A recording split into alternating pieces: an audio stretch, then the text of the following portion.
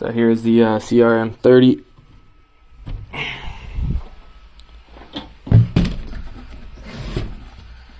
Sorry, it's on just a Craftsman box, but yeah, the 50 round extension, it does work from what I can see. The bottom mag plate doesn't fit in there due to the fact that the spine gets in the way, because the spine goes all the way down. I wrapped it in some electrical tape. I think it looks better and it kind of holds this plate in, but I had to like custom cut this plate. I did the same thing as he did out of the bottom of a Coke can, and yeah, so there it is.